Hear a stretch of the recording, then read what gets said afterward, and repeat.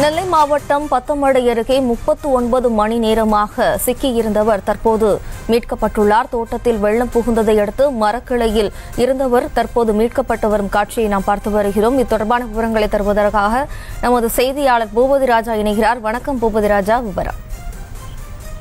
ஜெயஸ்ரீ வணக்கம். அதாவது நெல்லை மாவட்டம் பத்தமடை அருகே உள்ள கொழுமடை கிராமத்தில் சுமார் 39 மணி நேரம் உறங்காமல் மரக்கிளையில் அமர்ந்து தவிர்த்த விவசாயி எஸ்டிபி கட்சியினர் மீட்டினர். அதாவது கொழுமடை கிராமத்தை சேர்ந்தவர் செல்லையா, 72 வயதான இவர் கடந்த 17ஆம் தேதி இரவன்று திடீரென பெய்த மழையின் காரணமாக அவர் வசித்திருந்த இடத்தை சுற்றி வெள்ளமானது சூழ்ந்திருக்கிறது.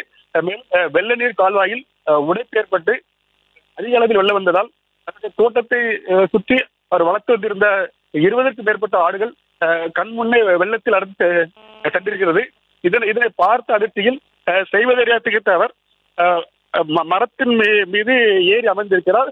பின்னர் இது குறித்து அவருடைய மகன் அருகில் உள்ளவருடன் கொடுத்த தகவலின் பேரில் சுமார் 39 மணி நேரம் உணவு ஏதும் இல்லாமல் தவிர்த்திருக்கிறார். இதனிடையே எஸ்டிபி கட்சியினர் சம்பவ இடத்துக்கு சென்று அவரை பத்திரமாக மீட்டு அவர்கள் குடும்பத்தினருடன் ஒப்படைத்துள்ளனர்.